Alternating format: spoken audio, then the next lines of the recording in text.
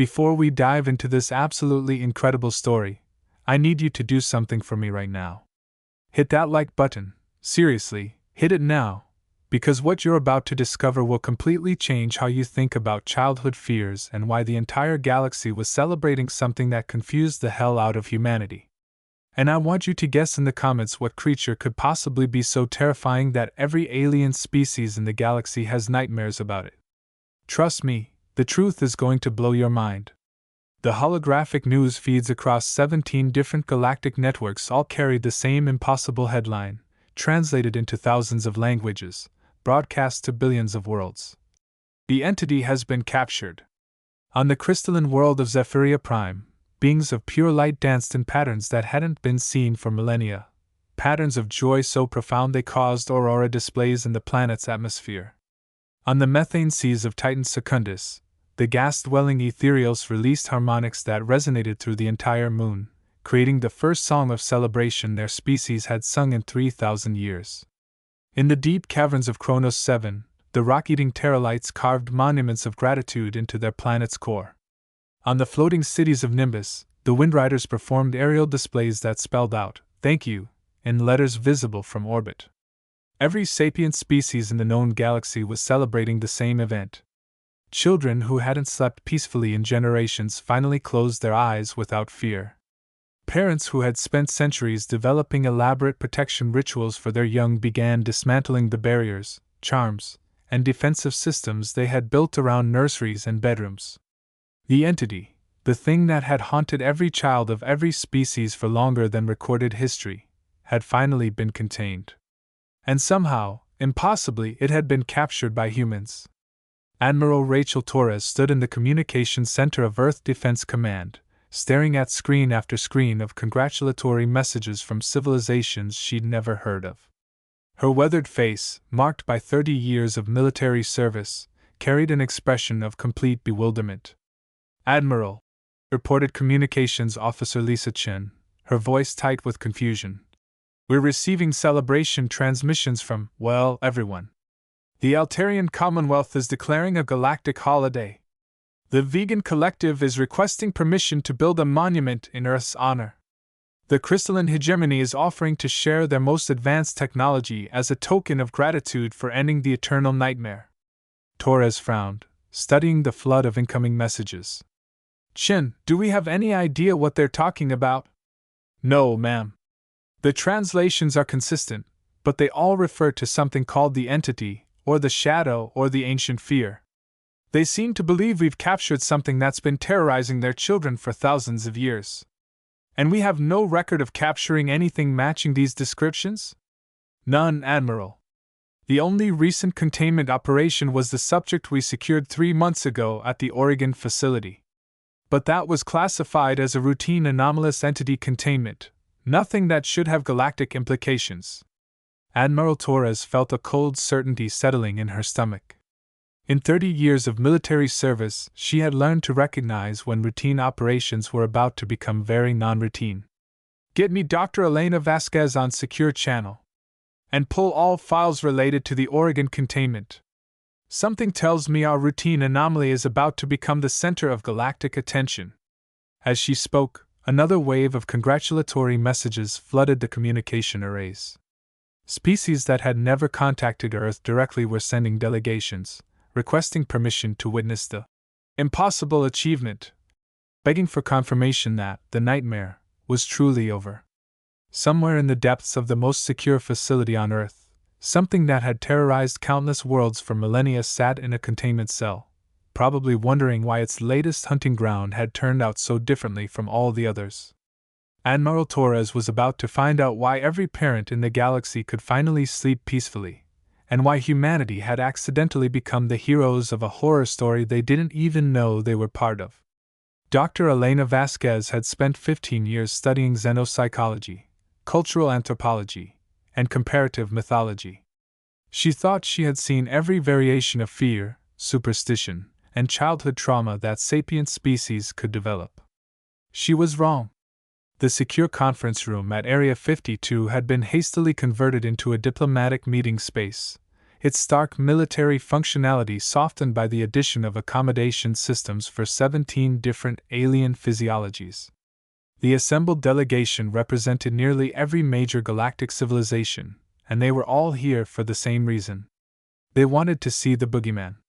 Dr. Vasquez, began Ambassador Kythex of the Zephyrian Confederacy, her crystalline form refracting light in patterns that indicated deep emotional distress. You must understand the magnitude of what your species has accomplished. For 3,000 years, our children have required psychic shields just to sleep. Our nurseries are built like fortresses. Our lullabies are protective incantations. She gestured to her fellow delegates, beings of every conceivable shape and biology, united by expressions of trauma and relief. Every one of our species has the same nightmare, added Commander Thorax of the Insected Collective, his mandibles clicking with residual fear. The shadow in the corner of children's rooms. The thing that feeds on their terror. The entity that appears when parents aren't watching. Dr. Vasquez consulted her hastily assembled research files, cross-referencing mythology databases from across the galaxy. What she found defied statistical possibility.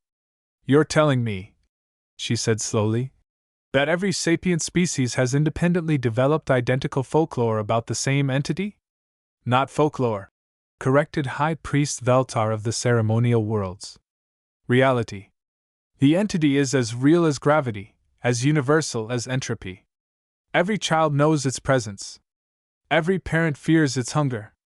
Minister Exathek of the Aquatic Federation activated a holographic display that filled the room with images from dozens of different worlds, cave paintings, digital archives, crystalline memory matrices, all depicting the same figure, a humanoid shadow that existed at the edge of perception, visible only in peripheral vision, drawn to the innocent fear of children. Observe the consistency across non-contact civilizations, Exathek explained, his voice carrying harmonics of ancient dread. Species separated by thousands of light years, who had never met before joining the galactic community, all described the same entity with identical characteristics. The images were remarkably consistent. A tall, elongated figure composed of living darkness. Features that shifted depending on the observer, but always unsettling, always wrong. Eyes that reflected light in ways that hurt to look at directly. Most disturbing of all, for as long as our species have kept records, confirmed Ambassador Kythex. Some of our oldest archives speak of the first shadow, the original fear that taught all other fears how to hunt. Scholars theorize it may be older than galactic civilization itself. Dr. Vasquez studied the assembled delegates, noting the way they unconsciously positioned themselves with their backs to walls, the way their various sensory organs constantly scanned the room's corners and shadows. These were beings who commanded star fleets and ruled civilizations, yet they all shared the body language of children afraid of the dark. What I don't understand, she said carefully, is why you believe we've captured it. Our containment subject from 3 months ago doesn't match these descriptions. The silence that followed was profound. Every alien in the room focused their attention on Dr. Vasquez with laser intensity. Dr. Vasquez, Ambassador Kythex said quietly, may we see your containment subject? That's classified. I need authorization from. Doctor, interrupted High Priest Veltar, his voice carrying overtones of desperate hope. Our children haven't experienced shadow nightmares in 3 months. 3 months. Do you understand what this means? Entire generations of our young are sleeping peacefully for the first time in their lives. The implications hit Dr. Vasquez like a physical blow. 3 months ago. The same time frame as their containment operation. I'll need to make some calls, she said, her voice barely steady. But if what you're suggesting is true, if we somehow captured something that's been terrorizing children across the entire galaxy, then humanity has achieved the impossible, finished Commander Thorax. You have caged the uncageable, contained the unconfinable. You have captured fear itself. Dr. Vasquez excused herself from the conference room and immediately contacted Admiral Torres. As she waited for the connection, she found herself looking over her shoulder at the room's darker corners, suddenly understanding why 17 different civilizations had sent their highest-ranking officials to personally verify that their ancient nightmare was truly over. Somewhere in the facility beneath her feet, in the most secure containment cell on Earth, something waited that had made every child in the galaxy afraid to sleep alone. And somehow, humanity had caught it. The elevator descended through 17 levels of security checkpoints, each one requiring biometric confirmation, psychological evaluation, and increasingly exotic authentication protocols.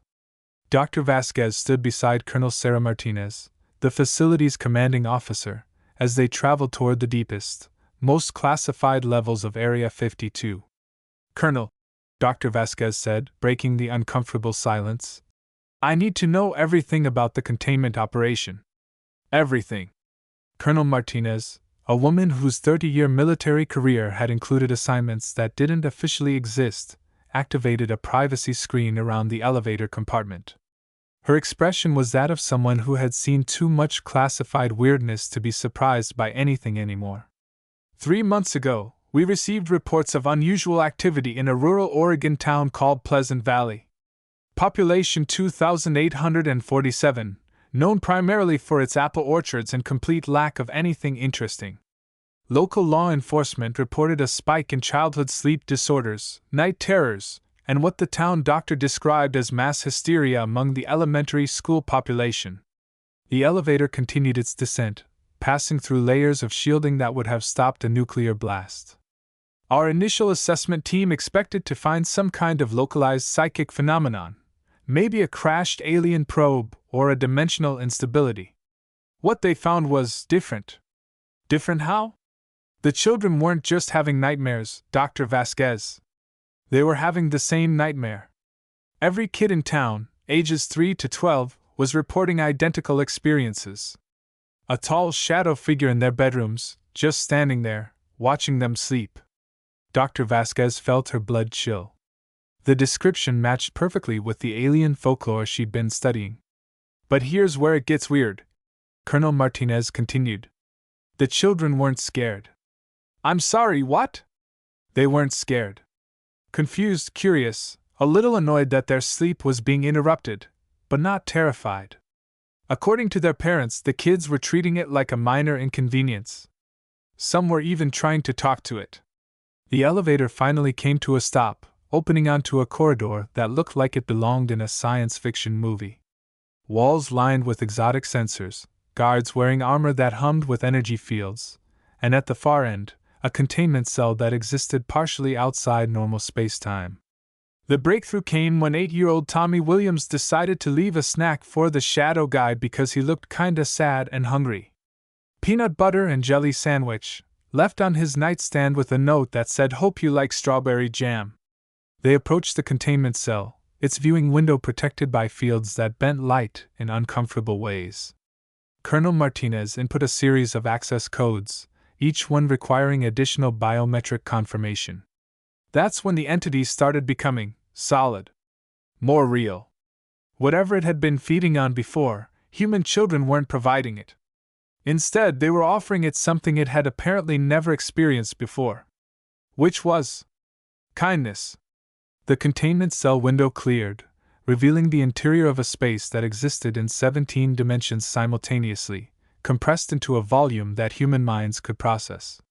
And there, sitting in the center of what looked like a comfortable bedroom, was something that should not have existed. It was tall, roughly humanoid, composed of shadows that moved independently of any light source. Its features shifted constantly, sometimes appearing almost human, other times becoming abstract representations of primal fear. But there was something different about it now, something that the alien folklore hadn't captured. It looked diminished, uncertain. Instead of the cosmic horror described in Galactic Nightmares, Dr. Vasquez saw something that reminded her more of a lost child than an ancient terror. "Jesus," she whispered. "The kids started calling it Mr. Shadow," Colonel Martinez continued. "They left drawings, snacks, toys. A few even wrote letters asking if it was lonely and needed a friend. The entity became more physical with each act of kindness, until our containment team could actually capture it using conventional methods. The entity noticed their observation and moved toward the window. Up close, Dr. Vasquez could see that its eyes, when they were visible, held an expression of profound confusion. "It's been cooperative since containment," Colonel Martinez noted. "Doesn't try to escape, responds to communication attempts, even seems to enjoy the children's drawings that we've been showing it. It's almost like it's remembering something," Dr. Vasquez finished. "Colonel, I need to speak with Tommy Williams. And I need to review every piece of documentation from the Pleasant Valley incident. I think we've accidentally discovered something that's going to change our understanding of childhood fears across the entire galaxy." As they watched, the entity moved to a corner of its cell where dozens of children's drawings were displayed. Pictures of stick figures holding hands with shadow figures, crayon renditions of Mr. Shadow. Smiling. For the first time in galactic history, the boogeyman was surrounded by expressions of friendship instead of fear. And somehow, impossibly, it seemed to be healing. 8-year-old Tommy Williams sat in the child-friendly interview room at Area 52, his legs swinging from a chair that was too big for him, munching on a cookie while surrounded by some of the most classified security in the world. Dr. Vasquez had interviewed thousands of subjects over her career, but never one quite like this. "So, Tommy," she began, activating a recording device, "can you tell me about the shadow person you met?" Tommy's face lit up with the enthusiasm only children could muster for topics adults found terrifying. "Oh, you mean Mr. Shadow? He was really cool, but super sad. He just stood in the corner of my room looking all droopy and stuff. Were you scared of him?" Tommy considered this question with the serious contemplation of a child who had been asked about something obvious. "Why would I be scared? He wasn't doing anything mean. He was just standing there. I thought maybe he was lost or something." Dr. Vasquez consulted her notes, which included psychological profiles from alien children who had encountered the entity.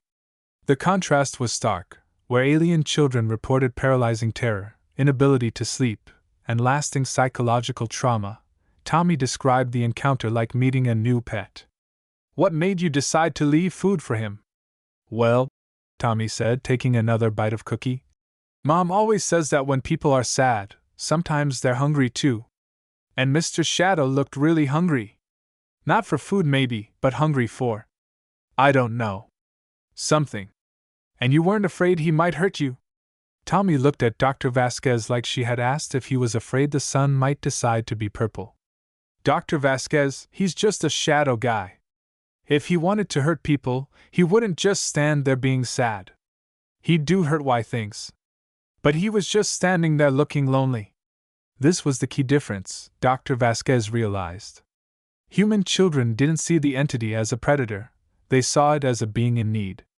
Where other species young recognized an ancient terror and responded with instinctive fear, human children looked at the same creature and saw something that needed help. "Tell me about the other kids. Did they react the same way you did?" "Oh yeah. Sarah Martinez, that's my friend Sarah, not the Colonel Sarah. She left Mr. Shadow some of her art supplies because she thought he might want to draw. And Jake Thompson tried to teach him how to play video games, but I don't think Mr. Shadow understood the controller." Tommy's casual recitation of his classmates' interactions with a cosmic horror was perhaps the most unsettling thing Dr. Vasquez had experienced in her career. These children had encountered something that had terrorized galactic civilization for millennia, and their response had been to organize a friendship campaign. "Tommy, did Mr. Shadow ever try to scare you or your friends?" "Kinda. Like, he would make the shadows in the room move in weird ways, and sometimes things would get cold. But it felt more like he was showing off than trying to be scary. Like when my little sister does her monster face. It's supposed to be scary, but it's really just silly." Dr. Vasquez made notes about the fundamental difference in fear response between human and alien children. Human kids seem to have an innate ability to distinguish between genuine threats and beings that were simply different or misunderstood. "What do you think Mr. Shadow wanted?" Tommy finished his cookie and thought carefully about this question. "I think he was looking for friends, but he didn't know how to ask. Like he'd been alone for a really long time and forgot how to be with people. Maybe nobody ever tried to be nice to him before? The innocent wisdom of the statement hit Dr. Vasquez like a revelation. If Tommy's assessment was correct, then the entity hadn't been maliciously terrorizing children across the galaxy. It had been trying to connect with them, but its approach had triggered fear responses that fed back into its nature, creating a cycle of terror and isolation. Tommy, would you like to see Mr. Shadow again? Can I? Is he okay? I was worried about him when the army guys came. I hope they weren't being mean to him. An hour later, Dr. Vasquez stood in the observation area outside the entity's containment cell, watching as Tommy Williams became the first being in galactic history to willingly enter the presence of the universal boogeyman. Hi, Mr. Shadow! Tommy called out as he entered the cell, carrying a backpack full of art supplies and snacks. I brought you some stuff. The nice doctor said you might be lonely. The entity's reaction was immediate and profound. Its constantly shifting form stabilized into something approaching a human silhouette, and for the first time since its containment, it moved away from the corners and shadows toward the center of the room. Tommy unpacked his backpack with the casual efficiency of a child distributing birthday party favors. I brought crayons, and some paper, and cookies, and a picture I drew of us being friends. Oh, and my mom sent you this. He held up a thermos. Hot chocolate. She said everybody feels better with hot chocolate. Dr. Vasquez watched in fascination as the entity, this cosmic horror that had haunted nightmares across the galaxy, carefully accepted the thermos with appendages that became more solid and more human-like with each moment of interaction. Are you feeling better now? Tommy asked, settling cross-legged on the floor and beginning to arrange art supplies. The doctors are really nice, but I bet you miss being able to walk around. Maybe later you can come see my room again, but during the day this time so we can play games. The entity's form continued to stabilize, taking on increasingly human characteristics. When it finally attempted communication, its voice was like wine through autumn leaves, soft, uncertain, but unmistakably grateful. Friend? It whispered, the words seeming to surprise it as much as everyone listening. Yeah, Tommy replied with 8-year-old enthusiasm. We're friends now. Do you want to draw something? I thought maybe we could draw pictures of all the places you've been. I bet you've seen lots of cool stuff. As Tommy and the entity began what might have been the first peaceful interaction between the boogeyman and a child in galactic history, Dr. Vasquez realized that humanity had accidentally stumbled onto something profound. Human children possessed something that alien children apparently lacked: the instinctive belief that even scary things could be befriended, that monsters were often just misunderstood beings in need of kindness. And somehow, that simple childhood wisdom was healing something that had been broken for millennia. Hey there, incredible viewers! I can see in the comments that you're starting to piece together why this entity was so terrifying to alien species but not to human children. The truth is even more mind-blowing than you think. If you're as amazed as I am by humanity's unique approach to childhood fears, smash that like button and let me know what you think makes human kids so different. The breakthrough came 2 weeks later, when the entity finally felt safe enough to communicate fully. Dr. Vasquez sat in the containment cell, which had been transformed into something resembling a child's playroom through Tommy's persistent friendship campaign, watching as the boogeyman of galactic nightmares carefully colored inside the lines of a children's coloring book.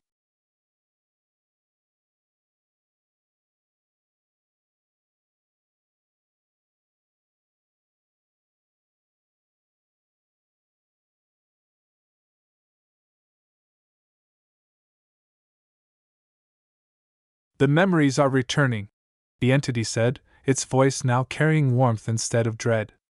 I had forgotten so much. For so long, there was only the hunger, the fear feeding. But your young ones, they show me what I was before. Before? Dr. Vasquez prompted gently. The entity set down its crayon, a moment that would have been unthinkable weeks earlier, and its form solidified into something almost entirely human.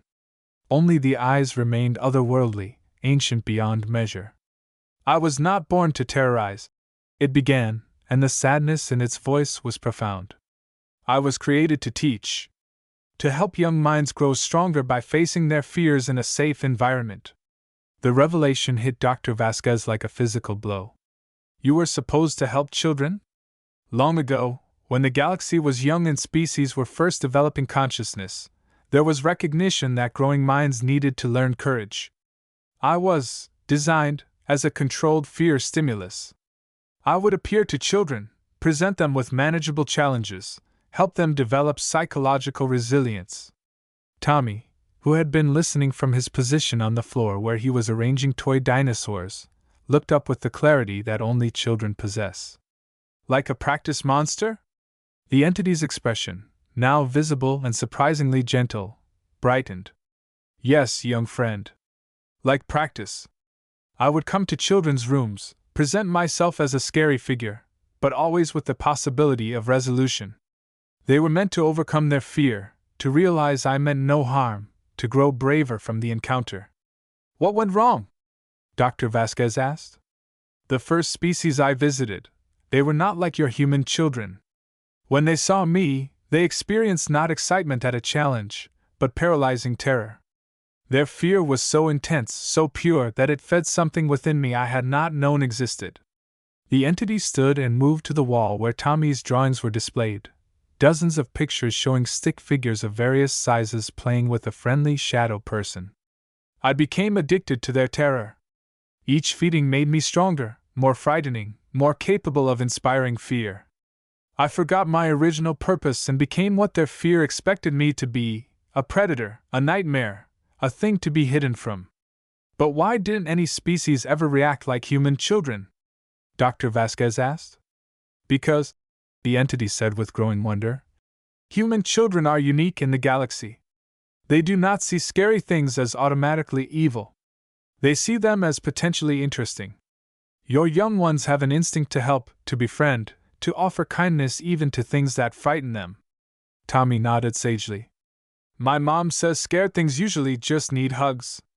The entity knelt to Tommy's level, its ancient features soft with rediscovered purpose. Your species has reminded me what I was meant to be.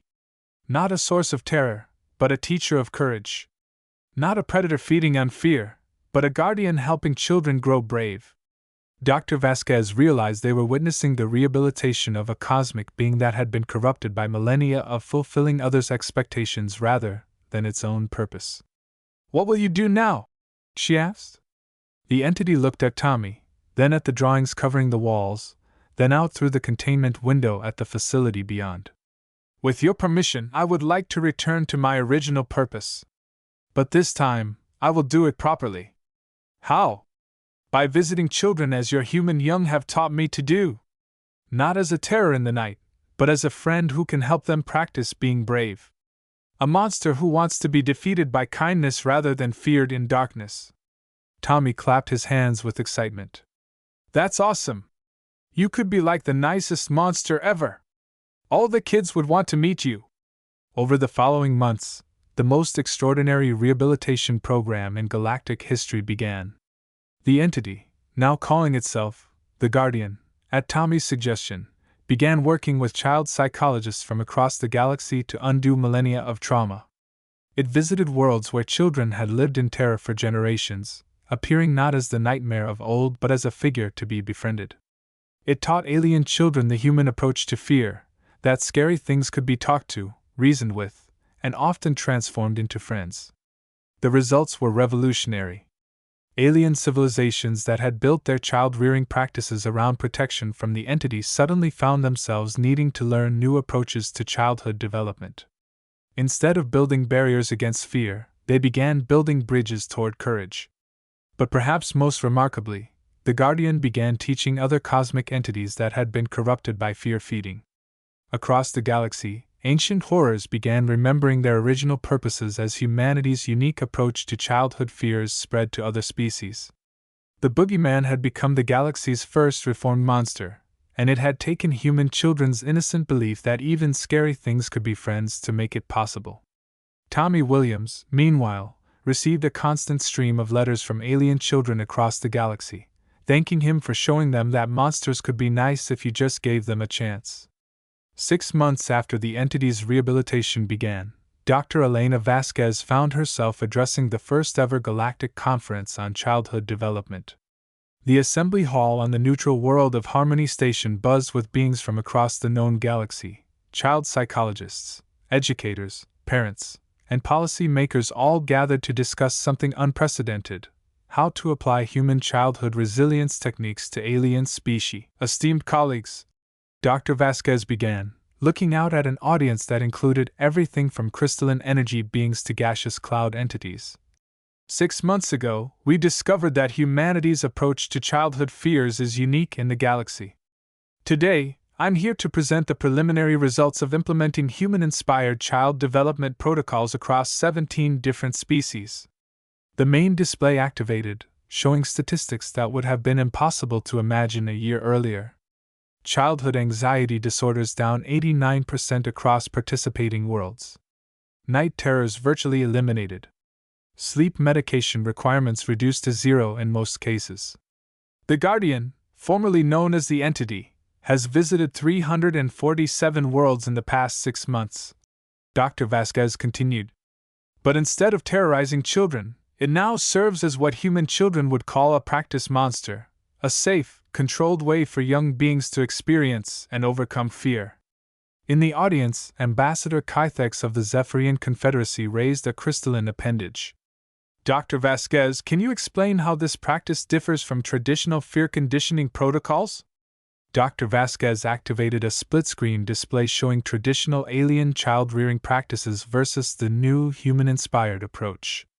Traditional protocols focus on protecting children from fear through barriers, medications, and avoidance strategies, she explained.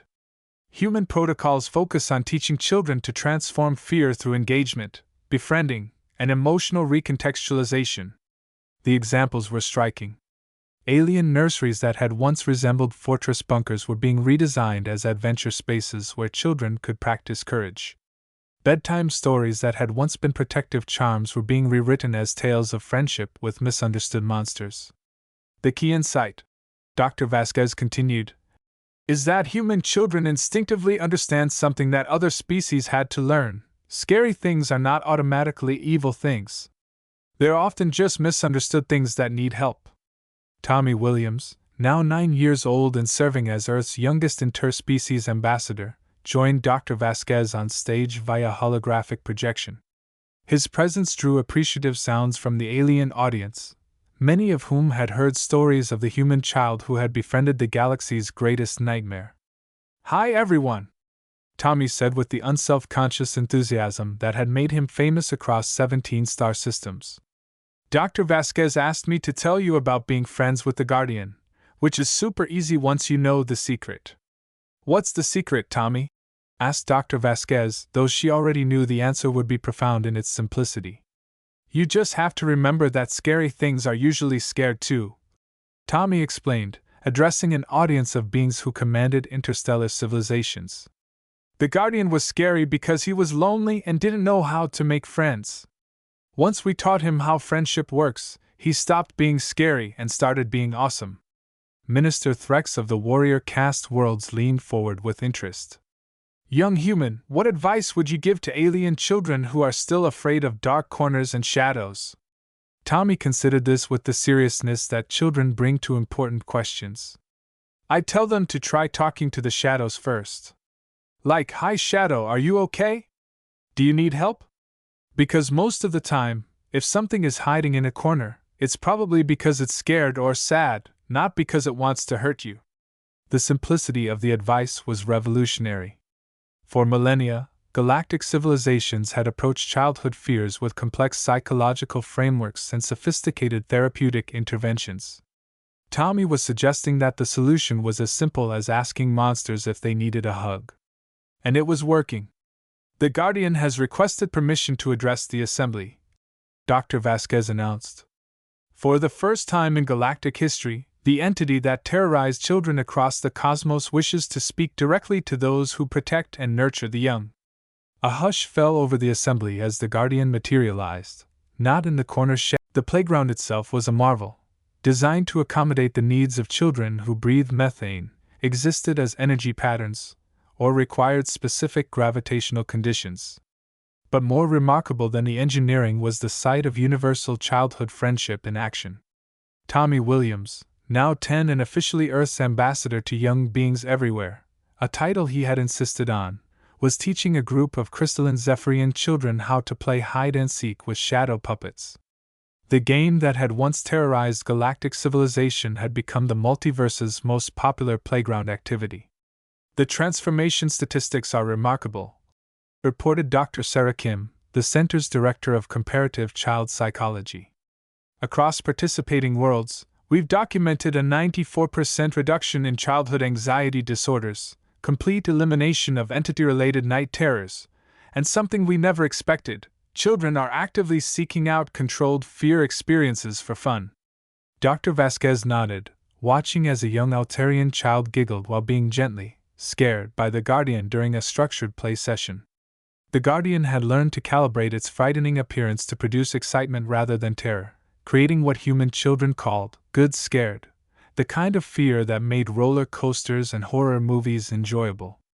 The Guardian has established 17 Academy worlds, Dr. Kim continued, each one staffed with reformed cosmic entities who had been corrupted by fear-feeding but have now remembered their original purposes. The Guardian Academies had become the galaxy's most popular educational institutions. Children from across the cosmos attended camps where they learned to befriend their fears, turn nightmares into adventures, and develop the kind of emotional resilience that had once been uniquely human.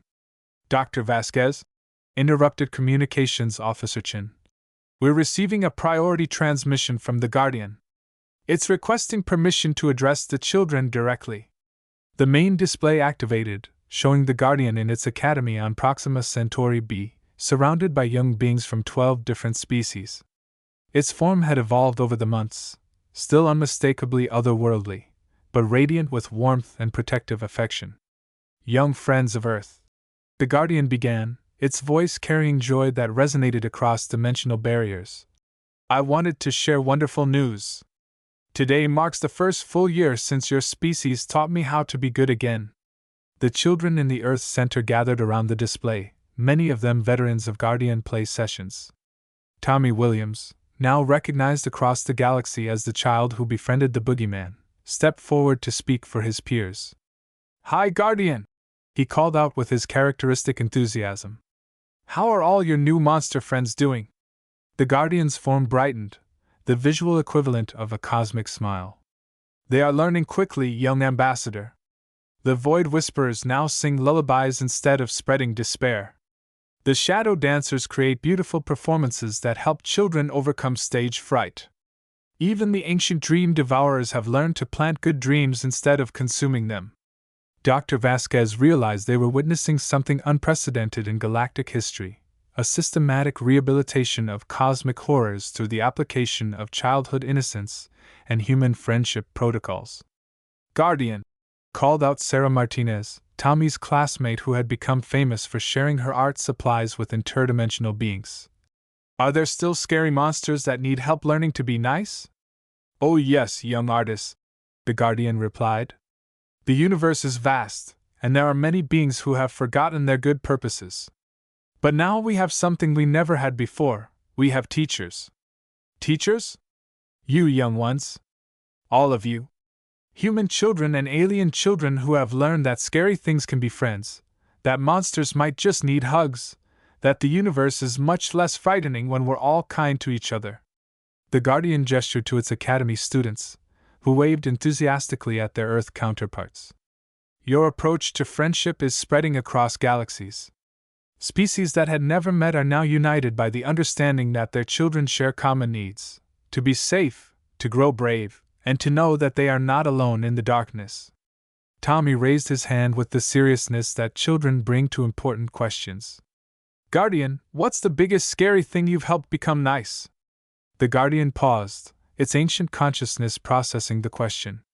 There is something called the Entropy Lord, a being older than galaxies, born from the universe's first fears about ending and darkness.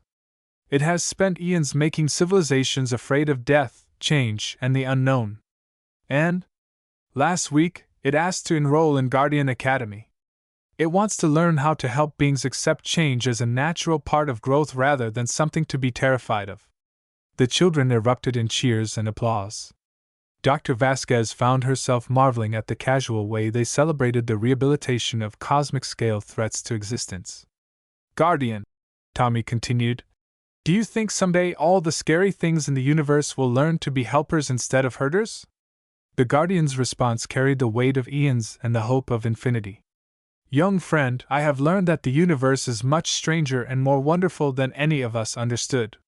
Fear and joy are not opposites, they are partners in the dance of growth.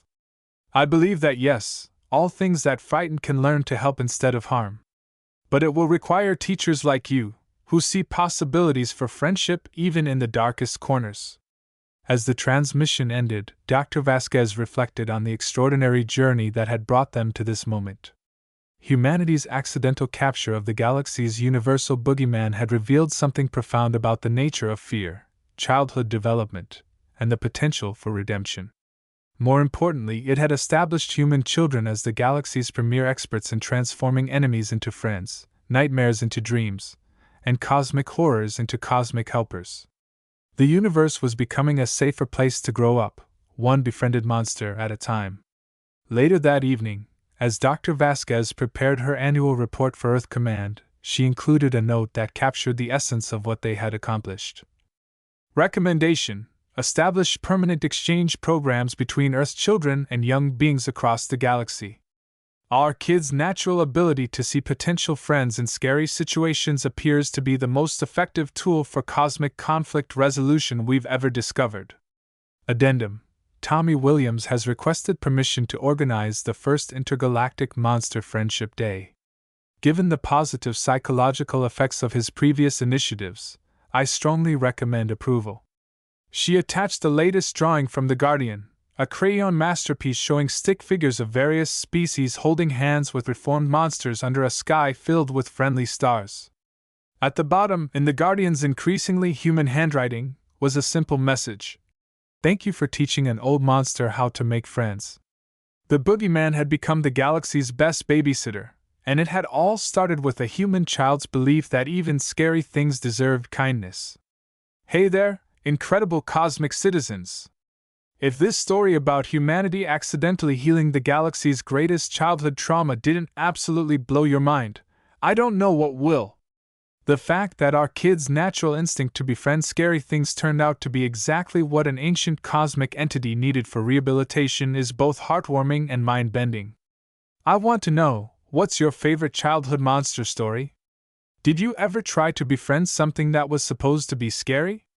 Drop a comment below and share your own monster friendship adventures.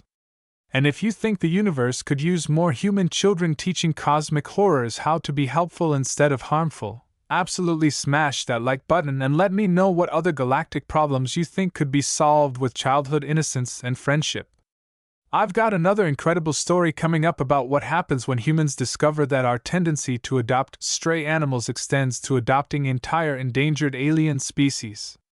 Trust me, when humanity's nurturing instincts go galactic, the results are spectacular.